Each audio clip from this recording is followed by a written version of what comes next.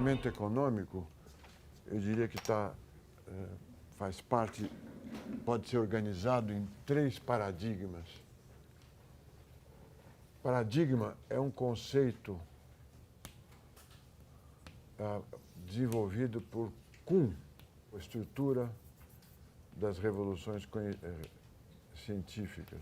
Porque esse é um físico cuja tese de doutorado é estudar como se deu a mudança de paradigma do geocentrismo para o heliocentrismo. Ou seja, para a astronomia e para a física, que supunha que a Terra era o centro do mundo, para uma outra física, onde o Sol era o centro do mundo. A visão dos conservadores é que a revolução, o pensamento científico se dá através do trabalho de vários pesquisadores presos em laboratórios de avental branco, colhendo dados, e com esses dados vão reformulando gradualmente o seu pensamento. O Kuhn estuda a história da passagem do geocentrismo para o heliocentrismo e tira uma conclusão totalmente diferente. Primeiro, há um debate, há uma luta política entre os 2 paradigmas. Quer dizer, os heliocentristas são ameaçados e ameaçam os geocentristas. Não é uma luta entre monges que procuram a verdade e quando a verdade contraria, a nova verdade encontraria uma verdade anterior, ele pede desculpas e muda de ideia tranquilamente. Não é assim. Portanto, o embate entre cientistas é um embate tão duro e tão cheio de rivalidades como o embate entre os políticos. Então, o geocentrismo, para ser derrubado pelo heliocentrismo, custou episódios conhecidos, como vocês conhecem, e eu vou relatar depois, do julgamento pela Inquisição do Galileu, né, que falava que a Terra se movia em torno do Sol e na Inquisição, no Tribunal da Inquisição, para salvar a própria pele, negou que isso ocorresse. Todos conhecem esse episódio. A mesma coisa acontece em todas as áreas de ciência, de conflito entre paradigmas. Um paradigma, por exemplo, o paradigma do geocentrismo, uma vez estabelecido na comunidade científica, ele começa a gerar pesquisas que tentam comprovar esse paradigma inicial. Então, a Terra é o centro do mundo. Então, há várias pesquisas que caminham comprovando essa visão inicial. E começam a aparecer exceções. Astros cuja órbita não combina com a ideia, com o paradigma de geocentrismo, movimentos de astros que não estavam previstos, presença de astros que essa hipótese geocentrista não permitia que existisse. Então, esse paradigma vai sendo reformulado para que combine, essas exceções vão sendo trabalhadas para que eles combinem com o paradigma inicial, ou seja, com a hipótese que a Terra é o centro do mundo. Ele só será vencido quando aparecer um outro paradigma que trate, que dê conta, que explique essas exceções. Então, os cientistas do geocentrismo estão trabalhando nas exceções. E as exceções incomodam a tese principal, mas não a derrubam. Só derrubam quando aparece um outro paradigma. Não, é o Sol que é o centro do mundo e não a Terra. Aí todas aquelas exceções foram resolvidas. O astro que nós não prevíamos pode ser previsto de forma melhor agora. A órbita dos planetas, que eu imaginava que eram circulares, e se explicava o movimento dos planetas com teorias de esferas muito complicadas, passam a ser resolvidas agora pela hipótese que as órbitas são elípticas do Kepler. Há, então, uma substituição de paradigma. Sobre isso, um intervalo interessante. Por acaso, eu assisti um curso sobre o evento do Galileu e é muito interessante o que aconteceu. A Igreja já estava incorporando a ideia de que a Terra não era o centro do mundo. E a Igreja Ilustrada não se incomodava de forma significativa com uma interpretação não literal da Bíblia, mesmo naquela época. Porque a interpretação... Aliás, na Bíblia não está escrito que a Terra é o centro do mundo, mas se Deus criou o homem e colocou-o aqui, é porque aqui deve ser o centro. O centro é o melhor lugar, que é uma visão humana e não divina, né? Que o centro e o que está no alto são os lugares importantes. O Galileu era amigo do Papa, e muito amigo. E o Papa era também um cientista.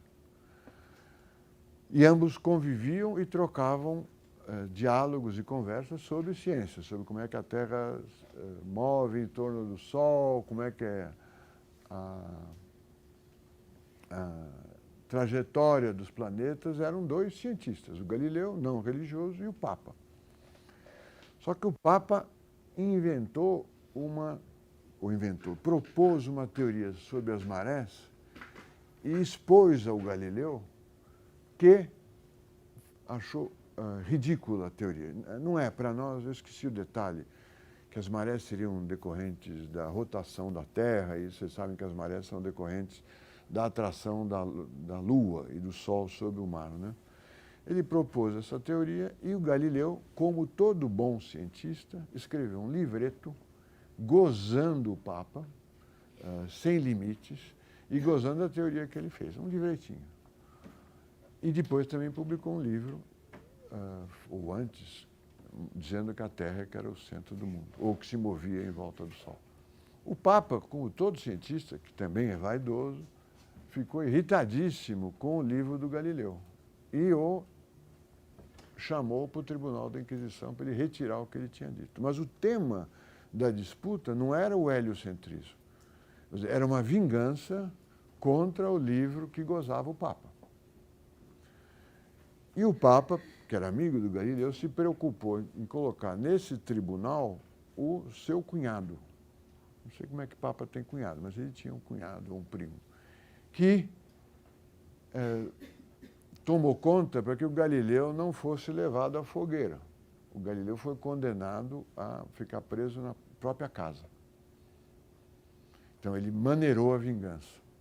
Mas o episódio não é da Igreja Católica se colocando, como nós vemos no teatro e nas versões comuns da história, talvez que sejam as verdadeiras, essa é uma versão alternativa. É que o julgamento do Galileu foi motivado por uma rixa científica e uma falta de respeito ou uma gozação do Galileu com a teoria do Papa, que aproveitou o heliocentrismo para pôr o Galileu no banco dos réus. Bom, depois desse intervalo sobre a história dos paradigmas do Kuhn, esse é um livro que marcou várias gerações e ainda marca, tanto em filosofia quanto em ciência, fácil de ler, dá para comprar pela Amazon, deve existir a tradução em português. Quem gostar de ler, espero que todos vocês gostem, vale a pena ler. Nós convivemos em 3 paradigmas, como eu chamei aqui. Primeiro, Adam Smith. Vamos colocar os clássicos, né?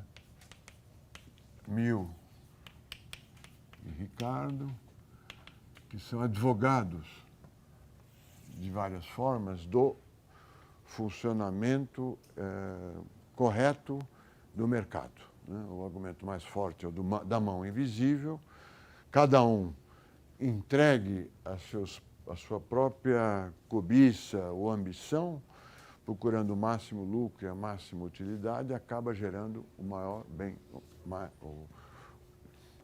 maior bem-estar para a sociedade. Um resultado paradoxal, uma justificativa para o funcionamento do mercado que está aparecendo aos olhos do Adam Smith, 1746, nesse período que ele está escrevendo. O Marx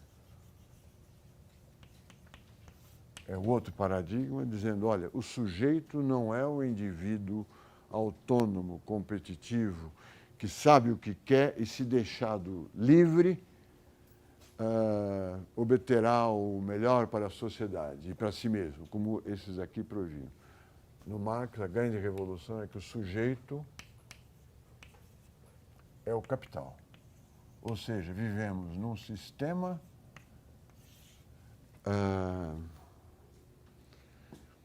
cujas decisões, ações, propósitos e valores são dados pelo capital, ou seja, pelo desejo de acumular cada vez mais, crescer, né? Queremos crescer cada vez mais. Tudo o que faz sentido nesse mundo, que o Marx está criticando, é crescer e acumular mais capital. Nós não podemos ver isso, segundo o Marx, somos sujeitos pré-históricos, que somos a nossa vida, nossa visão, as nossas curvas de diferença são determinadas por esse sistema. Somos pré-históricos porque dentro desse sistema nós falamos uma língua que não é a língua da nova sociedade que surgirá, onde o capital deixará de ser o sujeito, onde não haverá propriedade individual, haverá, portanto, novos homens que falarão uma nova língua, por isso que nós somos pré-históricos, e será uma sociedade solidária, né? O ponto de vista, ou a visão dos trabalhadores é a visão universal, porque eles são a maioria da população e são os que trabalham diretamente. Esse será a origem da nova língua, do novo sistema, da nova sociedade.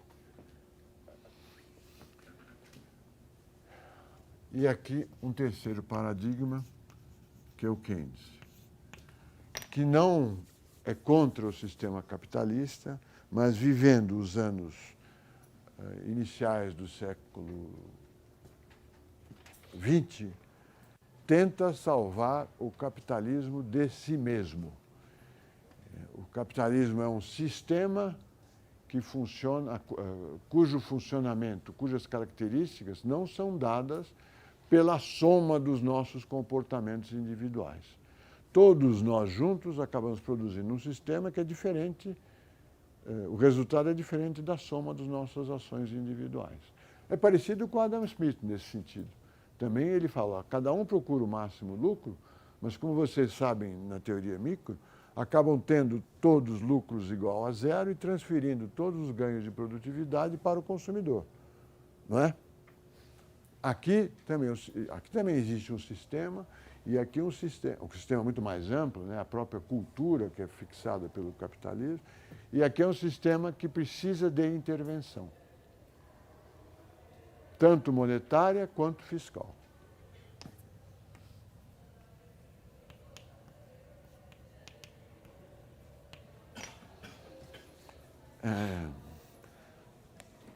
Simplificadamente, nós podemos dizer que o paradigma keynesiano é o paradigma que orienta a social-democracia.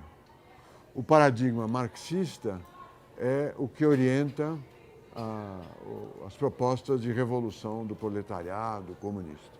E o paradigma Adam Smith, Mill e Ricardo é o paradigma que orienta as propostas libertárias de o Estado não fazer nada, não atrapalhar a nossa vida, se limitar apenas àqueles bens públicos que só o Estado pode fornecer. Segurança, justiça, só. Saúde já não é. Vejam a discussão do Medicare nos Estados Unidos. Saúde não é dever do Estado. Transporte, na Constituição brasileira, transporte é um dever do Estado.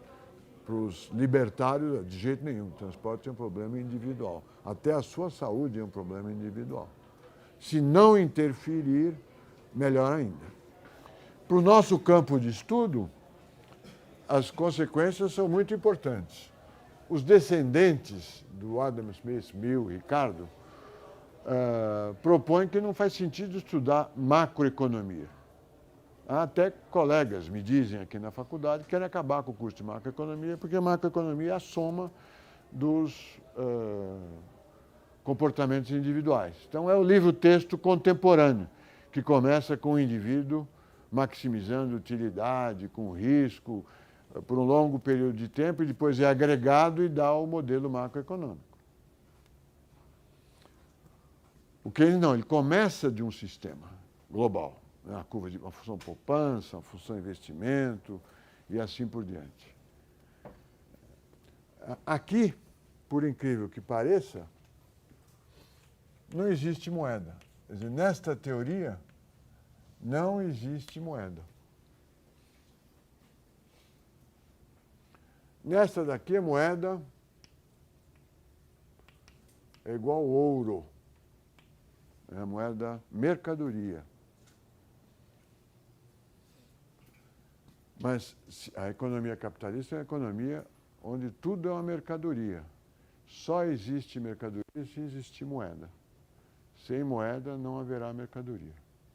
E aqui no Keynes a moeda é uma moeda fiat, quer dizer, uma moeda fiduciária. Ou pelo menos ele propõe que ela seja uma moeda fiduciária. O problema da convivência desses três paradigmas o problema não, a característica é que o diálogo interparadigmas é um diálogo restrito. A teoria keynesiana é incorporada pelos clássicos, vira a teoria neoclássica, depois é reformulada pelos novos clássicos e vira a teoria nova clássica. Novos clássicos, novo classicismo. Existe esse diálogo, mas ele não é um diálogo corrente, ele é um diálogo intermitente e não contínuo. Muitos economistas clássicos ou conservadores estudaram a teoria econômica do Marx para ver se ela era consistente, não era consistente, se ela tinha existência lógica correta ou não, mas são estudos que morreram. Se vocês forem a um congresso de economia da ANPEC, por exemplo, deve existir lá palestras de microeconomistas, palestras de marxistas e palestras de keynesianos ou neoclássicos e assim por diante. São corteses uns com os outros, mas não há e essa é a natureza do paradigma, não há uma tentativa de destruí-los para chegar a um paradigma único, uma teoria unificadora como existe na física. Né? A teoria unificadora é sempre a própria teoria do cientista que a defende. O resto é deixar de lado. E é assim, é da natureza da ciência que os paradigmas... Como o paradigma é uma visão de mundo, a conversa entre essas visões de mundo é uma conversa difícil, porque ela parte de axiomas muito diferentes. Você não pode fazer a teoria do bem-estar social, desenhando curvas de indiferença e depois dizendo, mas estamos num mundo marxista, essas curvas de indiferença tremem ou são dadas por um terceiro ou não têm significado. Não existe isso. E nós vamos passear na teoria monetária aqui e aqui, pular o Marx, para respeitar a questão dos paradigmas, tá certo? E a minha ignorância. Eu vou falar dos clássicos e dos keynesianos e da disputa entre eles. Então, esse é o chão sobre o qual nós vamos discutir a teoria monetária como se fosse literatura ou artes plásticas ou música, apresentando uma teoria contra a outra. O debate é infindável. Eu diria que se fosse fazer uma descrição geométrica, ele tem um percurso em termos de espiral. Ele passa sempre pelos mesmos temas, mas em altitudes diferentes. Não quer dizer que sejam mais esclarecedoras, mas é num outro nível. Não é? Então, o mesmo debate a essência do debate vai se apresentar entre clássicos e keynesianos, neoclássicos e neo-keynesianos, neoclássicos e monetaristas, perdão, depois novos clássicos e novos keynesianos. Ele é um debate muito interessante, mas também nos assusta um pouco que continuamos há 3 séculos discutindo a mesma coisa. Mas não é uma característica apenas do conhecimento econômico, é uma característica de muitas outras áreas de conhecimento. Nós vivemos num momento especial, sempre nosso momento é especial, mas um momento especial marcado pela crise do sistema bancário americano, financeiro americano, em 2008, e que agora se reflete, desde aquela época, se reflete na crise europeia, né, do euro. Eu expliquei para vocês o que é paradigma, eu expliquei qual é a característica básica desses dois paradigmas, classificando-os ousadamente entre direita e esquerda. Eu sugeri para vocês a leitura do Kuhn, Estrutura das Revoluções Científicas, ou de algo sobre o Kuhn que esclareça o que o Kuhn diz, que é um livro que marca a geração universitária em economia, em ciências e em filosofia desde os anos 70. E eu convido vocês para lerem dois livros que são, de certa forma, a visão jornalística do tema desse curso nosso. O primeiro livro é do Liaquat Ahmed, chama-se Lords of Finance. É um relato jornalístico dos 4 presidentes de Banco Central importantes na crise de 30 e no período posterior à Primeira Guerra Mundial. É um relato jornalístico, como é que era o Montagu, como era o Strong, como era o francês, o Morouet, e como era o alemão, o Schacht. Por isso que é fácil de ler. Ele não tem teoria muito profunda e conta a vida do Montagu, que ia sempre a Nova York escondido e naquela época ia de navio. É uma época que as comunicações são por telégrafo e é uma época crucial da economia capitalista. Eles são os últimos defensores do padrão ouro e eles são os que destroem ou são levados a destruir o padrão ouro. Há episódios interessantíssimos sobre o Roosevelt, que é apresentado por nós, todos nós economistas, como o salvador da economia americana durante a crise ao adotar políticas keynesianas. Vendo o relato da adoção dessas políticas, é muito divertido porque não tem nada de keynesiano. Ele conversou com o Keynes uma vez e ele se baseia, ele tem como guru um economista agrícola que escreveu teses sobre alfafa, alguns produtos agrícolas específicos. É ele que orienta o Roosevelt, que toma as medidas necessárias para tirar a economia capitalista americana da crise. Quais são? Ele procura uma inflação, porque o drama da época era a deflação, para vocês entenderem como o mundo é diferente, né? O drama de todos os países da Europa Ocidental era a deflação, e ele consegue tirar os Estados Unidos da deflação fazendo duas coisas. Primeiro, saindo do padrão ouro e, segundo, especulando com o ouro para que o preço do ouro suba. Os Estados Unidos era, na época, o maior detentor dos estoques de ouro. Ele começa a operar no mercado de ouro, aumentando o preço do ouro. Numa passagem interessante, ele fala, por que o senhor aumentou o preço do ouro em 21 centavos? Ele que tomava essa decisão na sala do presidente com 2 ou 3 pessoas. Compra ouro mais caro, compra ouro mais caro. Por que o senhor aumentou 21 centavos? Ele falou, porque 21 é 3 vezes 7. E só isso. E ele recuperou a economia capitalista a partir dessas duas políticas. Para azar de todos nós, em 1937, ele é acometido de uma preocupação fiscal, faz um tremendo corte nos gastos fiscais e joga a economia americana de novo na recessão, que só será resolvida em 1939 com a guerra. É a guerra que retirou a economia mundial da recessão. A mesma história, com um pouco de pesquisa, se pode contar sobre o Getúlio. O Getúlio é apresentado no Celso Furtado e depois gera teses e contrateses como o presidente que implementa uma política keynesiana. A economia brasileira sai da crise de 30 antes do que outras economias mundiais. Como? Com déficit público e com a desvalorização do câmbio.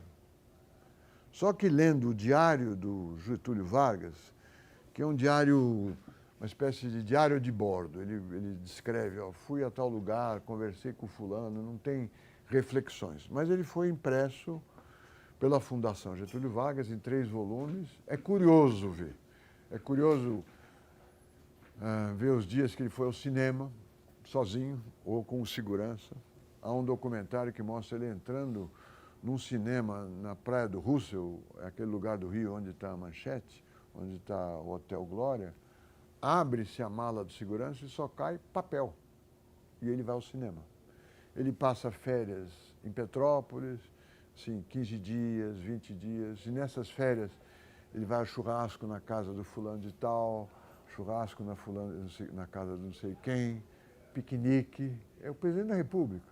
Muito bem, nesse diário, da mesma forma que no Roosevelt, o presidente da República relata os seus despachos com o ministro da Fazenda, Oswaldo Aranha, onde ele está sempre preocupado contra a desvalorização do real, do R$1.000 e com o déficit público. Precisamos cortar gastos, precisamos segurar o R$1.000, os R$1.000, né, a moeda da época, o cruzeiro, e ele não consegue segurar. Então, a revolução keynesiana do Getúlio, se aquele diário for um relato fidedigno do que ele estava fazendo, é feita contra as suas vontades. Ele está tentando ser ortodoxo, segurar o valor do cruzeiro e o déficit público, mas os fatos, ou a economia vai contra as suas propostas. E ele é, do ponto de vista histórico, o ministro, o presidente keynesiano que tirou a economia brasileira da crise logo a partir de 1932. Mesma coisa do que aconteceu com o Roosevelt. Muito bem, essa é a aula introdutória. Eu convidei vocês para lerem o Liaquat Ahmed, que é divertido, e tem um outro livro, Nicholas Wapshott, que está aqui na lista de leitura, que é a história da disputa acadêmica Keynes versus Hayek. Quer dizer, dentro da Universidade de Cambridge e da London School of Economics, se trava uma luta muito forte, orquestrada pelo Lionel Robbins, que convida o Hayek para vir à London School of Economics para se contrapor ao Keynes. E o Hayek é um austríaco que fala mal inglês, mal acadêmico, assim, não é mal acadêmico, mal vendedor das suas próprias ideias, que são complicadas, e é vencido pelo Keynes. Mas depois de algumas polêmicas provocadas pelo Lionel Robbins. Também é jornalístico, também é divertido, pelo menos para nós economistas, ver tantos economistas que nós estudamos por artigos ou em livros textos, na sua vida real, onde mora o Keynes. Acho que a mulher do Robbins acabou traindo ele com, não sei se era com keynesiano, mas com outro economista, para completar a desgraça. E é uma leitura para nós como se fossem os bastidores dos artigos e das propostas que nós conhecemos de artigos de revistas científicas e de livros textos. Vale a pena ler, são muito divertidos.